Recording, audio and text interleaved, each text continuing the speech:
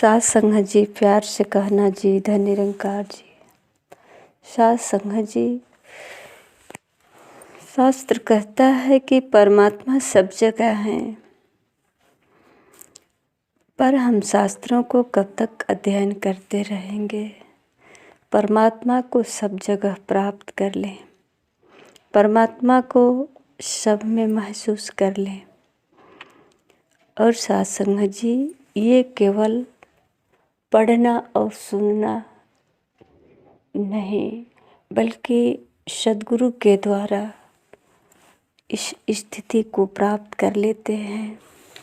भगत जो होते हैं सद्गुरु के द्वारा परमात्मा को सब में महसूस करते हैं, हर सांस में महसूस करते हैं। इसलिए कहा जाता है सात संगत जी कि भक्ति करने के लिए, परमात्मा का स्मरण करने के लिए कोई स्थान का चुनाव करना, कोई वस्त्र का चुनाव करना, किसी समय का चुनाव करना, ये सही नहीं है। परमात्मा तो हर जगह है और हर पल महसूस कर सकते हैं। अगर स्थान का चुनाव करते रहे तो कितनी सांसें व्यर्थ चली जाएगी। अगर समय का चुनाव करते रहे तो कितने पल की सांसें व्यर्थ चली जाएगी। कहीं ऐसा न हो कि वही समय जो निकल गया वही अच्छा था, उसी वक्त मुझे परमात्मा की प्राप्ति होना था और वो समय निकल गया, वो सांसें निकल गई, अब सांस रुक गई। इसलिए महापुरुष कहते हैं कि हर सांस में सुमिरन करो। सुमिरन रटन की नाम नहीं है, सुमिरन तो हर क्षण अध्ययन यानी मनन करने की बात होती है। हर समय ध्यान बना रहे। जैसा कि उदाहरण देते हैं महापुरुष कि एक माँ अपने शिशु बालक को चाहे पलंग पे सुला दे या किसी अन्य व्यक्ति के गोद में ही क्यों न हो, बच्चा हंसता खेलता रहता है, फिर भी माँ का ध्यान बच्चे पे बना रहता है। वो घर का सारा कार्य करती है पर ध्यान सिर्फ बच्चों में लगा होता है। उसी प्रकार सात संगत जी, ध्यान की बात होती है कि भगत जो होते हैं संसार का हर कार्य करते हुए ध्यान अपना परमात्मा में रखते हैं। ये ध्यान ही है जो सात संगत जी, उसका कार्य सार्थक हो जाता है, उसका हर सांस सार्थक हो जाता है और एक भी सांस वृथा नहीं जाता। और सात संगत जी, विचार भी सकारात्मक होता है, कार्य भी उचित होता है, उसमें कोई अब संदेह नहीं होता, क्योंकि ध्यान जो परमात्मा में रहा है तो परमात्मा ऐसा कोई कार्य नहीं करता जिससे उसे कोई गलत साबित कर सके। सात संगत जी, परमात्मा कहते हैं जो सबसे पहले हो चुका है, जो भविष्य में होने वाला है और जो वर्तमान काल में अन्न के द्वारा अर्थात खाद्य पदार्थों के द्वारा बढ़ रहा है, वह समस्त जगत परम पुरुष परमात्मा का ही स्वरूप है। सात संगत जी, हर परिवर्तन के पीछे परमात्मा का ही हाथ होता है। वे स्वयं ही अपने स्वरूपभूत अनिश्चित शक्ति से इस रूप में प्रकट होते हैं और वे अमृत स्वरूप मोक्ष के स्वामी भी हैं। जीवों का संसार में बंधन से छुड़ाकर अपनी प्राप्ति करा देते हैं और उन प्राप्ति के अभिलाषी साधकों को अपनी शरण में ले लेते हैं। ये इनकी ही शक्ति है, ये परमात्मा का ही शक्ति है। जैसा कि महापुरुष उदाहरण देते हैं चौपाई का कि बिन हरि कृपा मिल ही नहीं संता। जब तक हरि की कृपा नहीं होती है संत का भी मिलन नहीं होता है। हरि का यशोगान कोई नहीं कर सकता है। परमात्मा की कृपा है जो ये परमात्मा को ही याद किया जाता है। कहते हैं कि ये वो जो साधक हैं उन साधकों के लिए परमात्मा तो हर समय उनकी सहारा बन जाते हैं। हमेशा परमात्मा को ही एहसास करके, जैसा कि उदाहरण देते हैं ना कि हनुमान जी जब भी कोई कार्य करते जय श्री राम का जय घोष करके हर कार्य करते, चाहे उसे पहाड़ उठाना पड़ा हो या समुद्र सागर पार करने हो।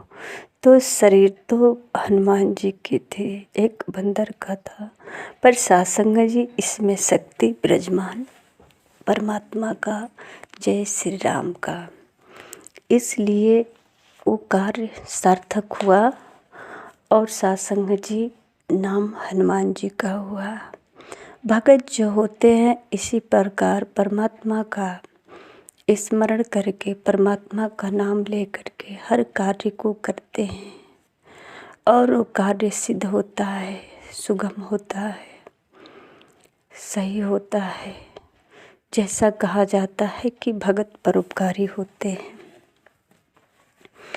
ये परोपकार करते हैं सबको, क्योंकि इनके साथ इनकी सांसों में परमात्मा का नाम जुड़ा है, परमात्मा का एहसास, हर समय परमात्मा का चित्र इनकी आँखों के सामने, हर सांस की लड़ी में परमात्मा की जो है तार जुड़ा हुआ है। सासंग जी परमात्मा के हाथ पैर आँख सिर मुख और कान सब जगह है। वे सब जगह सब शक्तियों से सब कार्य करने में समर्थ हैं। साधकों को इसकी जानकारी हो जाती है कि ये जो संसार चल रहा है ये परमात्मा ही चला रहा है, ये तो सिर्फ एक माध्यम है। अगर मेरा नाम होता है तो ये परमात्मा का ही कृपा है, परमात्मा ने ही नाम करा रहा है। मैंने तो काम परमात्मा का किया। उन्होंने सभी जगह अपने भक्तों की ही रक्षा करते रहे, उन्हें अपनी ओर से खींचने के लिए हाथ बढ़ाते रहे। सासंग जी ये संसार के माध्यम से, ऐसा शास्त्र कहता है कि परमात्मा सहायता करते हैं और इन्हीं की मदद से संसार की रक्षा करते हैं, भक्तों का कल्याण करते हैं, सब जीवों का उद्धार करते हैं। सासंग जी अपने भक्तों की रक्षा करने तथा उनको अपनी ओर खींचने के लिए हाथ बढ़ा करके अपने भक्त का हमेशा रक्षा किया है और आज संसार में उन्हीं भक्तों का यशोगान करते रहते हैं। उन्हीं भक्तों का उदाहरण के तौर पे हम नाम लेते रहते हैं। सासंग जी ये वो भक्त हैं जो गुरु से अपना ब्रह्म ज्ञान का दात प्राप्त करके हर समय अपने रिश्ता जोड़ करके और परमात्मा का ख्याल, यानी कि परमात्मा में अपना ध्यान। कार्य तो संसार का होता है, पर इनका ध्यान परमात्मा का होता है। कभी इन भक्तों के मन में इस संसार की वस्तु प्राप्त करने की इच्छा नहीं होती है। ये हर समय में, हर मौसम में इनको इनकी आवश्यकता के अनुसार इस संसार की वस्तु साधन रूप में प्राप्त हो जाती है।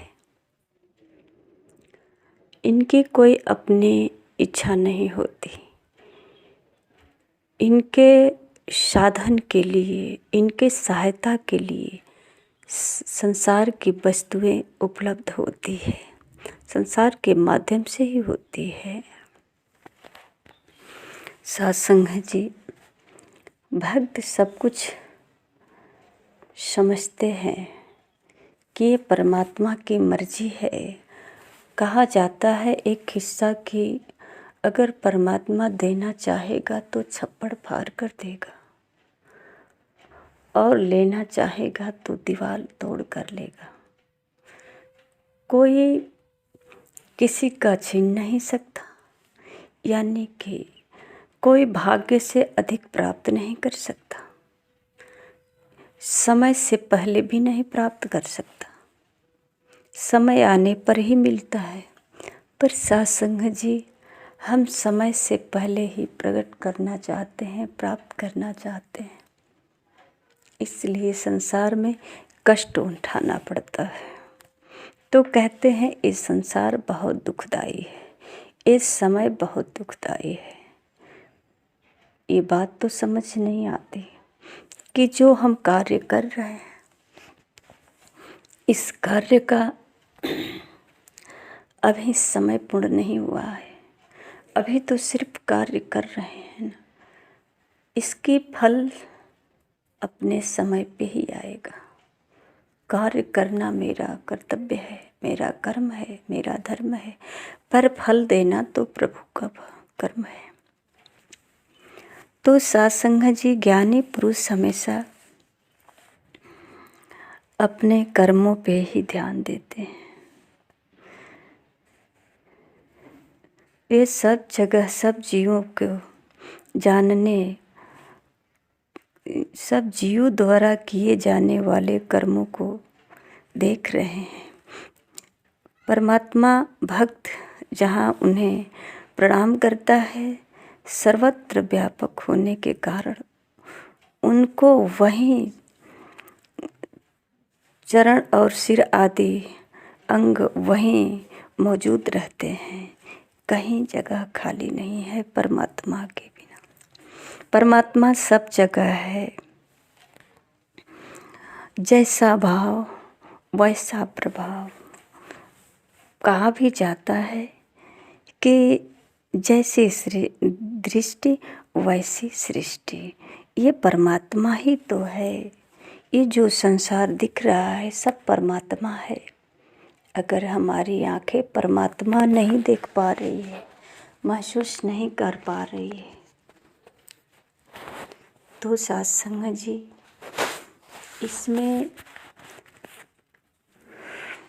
अज्ञानता के कारण ये संसार जो प्राकृतिक का दिख रहा है, परमात्मा प्राकृतिक का चादर ओढ़ करके, तो परमात्मा कैसे दिखेगा? बैठा है, सृष्टि को चला रहा है इस प्राकृतिक के माध्यम से। कहीं हरियाली है तो कहीं जल है, तो कहीं पहाड़ है, कहीं समतल है। सत्संग जी, इस तरह का जो है संसार में देखने को मिलता है, तो हम कहते हैं कि स्थान बहुत पथरीला है, ये स्थान बहुत पानी है, पानी पानी है, समंदर है, सागर है, बहुत गहरा है, नदी है, तालाब है, या जो भी। हमारा ध्यान इस तरफ चला जाता है, कभी इसमें हम परमात्मा को महसूस नहीं कर पाते। साथ संगत जी, अगर कलाकार को देखते, कला बनाते हुए, तब तो उसका ध्यान आता। अगर हमारे आँखों के सामने कलाकार का दर्शन होता है, कलाकार की पहचान होती है, तो जब चित्र सामने आता है तो चित्रकार का भी चेहरा नज़र आता है। पर सत्संग जी, अगर चित्रकार को देखे ही नहीं हो, सिर्फ चित्र ही देख रहे हैं, तो हम चित्रकार को कैसे महसूस कर सकते हैं? चित्रकार को उस चित्र में कैसे देख सकते हैं, जबकि चित्रकार चित्र में पूर्ण रूप से मौजूद है। उसकी जो है पूरी लगन, मेहनत, सब कुछ उस चित्र में शामिल है, पर हमें दिखाई नहीं देता। हमें तो एक सिर्फ सादा चित्र ही दिखाई देता है। सत्संग जी, भगत जो होते हैं, सतगुरु के द्वारा चित्र ही नहीं बल्कि चित्रकार को देखते हैं। चित्र तो सबको दिखाई देता है, पर बनाते हुए चित्र को कभी चित्रकार नहीं देखा। और जब चित्रकार नहीं देखा तो कैसे पता चलेगा कि चित्रकार की पूरी पूरी इसमें शक्ति है। इसमें उसका काफ़ी समय लगा है। ये अपना बहुत सारा समय दिया है, अपना इसमें लगन और मन में जो ख्वाब, संकल्प, छवि है, ये सब जो है चित्र में ही है। तो वो जो छवि होती है चित्रकार का, जो आकार, उसको भी हम इस चित्र में महसूस करने लगते हैं। तो सत्संग जी, ये जो है भाव तब आता है जब सतगुरु के द्वारा ज्ञान प्राप्त होता है। आइए सत्संग जी, हम सतगुरु के चरणों में आकर के सतगुरु से ज्ञान प्राप्त करें और चित्रकार को भी देखें, चित्र को भी देखें। सत्संग जी, प्यार से कहना, धन्य निरंकार।